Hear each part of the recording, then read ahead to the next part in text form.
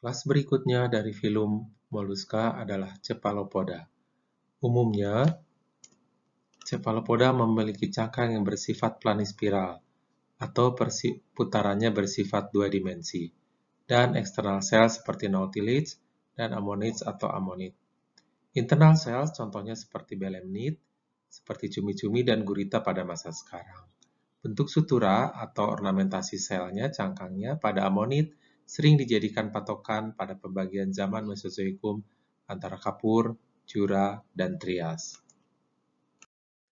Ini adalah diagramatik dari fosil Cephalopoda. Yang penting adalah bahwa putarannya dia planispiral, berputar pada dua dimensi saja, dan bentuk-bentuk suturanya.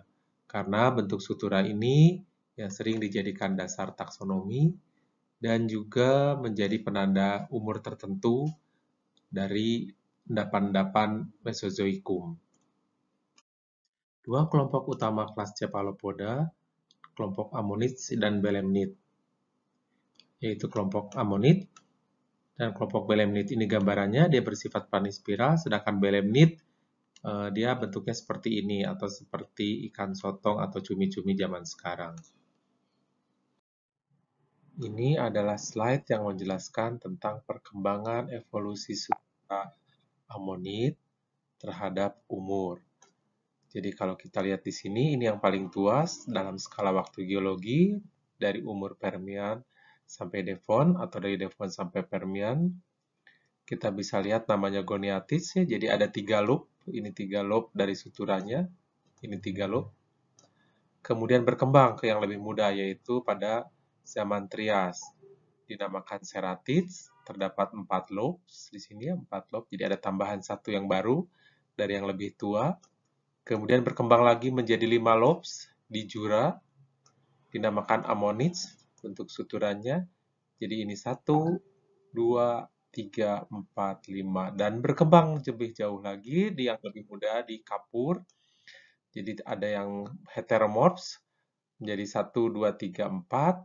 Ada yang menjadi tetap 5, 1, 2, 3, 4, 5. Dan yang terakhir yang paling kompleks menjadi 6 lobe, 1, 2, 3, 4, 5, 6. Demikian penjelasan perkembangan sutura yang berkaitan dengan umur. Jadi semakin muda, kita dapat menemukan perkembangan sutura yang menjadi lebih kompleks. Walaupun di Kapur tetap ada yang masih 4 lobes dan 5 lobe. Ini adalah contoh-contoh sketch dari bentuk-bentuk sutura dari fosil Cephalopodanya langsung. Ini adalah bentuk sutura yang paling tua, disebut Goniatids. Umurnya dari Devon sampai Perm, jadi bisa ditemukan pada Cephalopoda yang berumur Devon sampai Perm. Ini bentuknya adalah seperti ini, sederhana ya, hanya ada 3 lobe sebetulnya kalau dilihat atau berdasarkan penjelasan sebelumnya. Ini nama genusnya adalah Cyclolobus dan umurnya adalah Permian akhir. Ini bentuk kedua, dinamakan Ceratids, kisarannya biasanya Trias. Dia mempunyai 4 lobe. Di sini contohnya adalah Cladicystes, berumur Trias akhir, dan Pinacoceras. Ini adalah gambarannya, relatif sederhana dibandingkan yang berikutnya, yaitu yang bentuk Ammonids, yang kisarannya bisa ditemukan pada Cephalopoda yang berumur Jura sampai Kapur, atau Cephalopoda yang ditemukan secara in situ pada endapan-endapan batuan sedimen yang berumur Jura sampai Kapur. Ini adalah contohnya.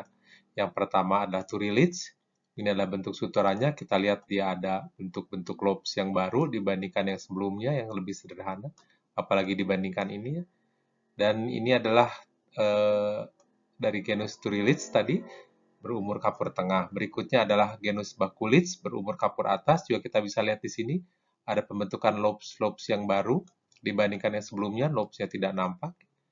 Dan inilah adalah perkembangan sutura dari ammonid yang mencerminkan evolusinya dari tua ke yang paling muda, yang ditunjukkan oleh bentuk lobes yang bertambah banyak dari tua ke yang paling muda.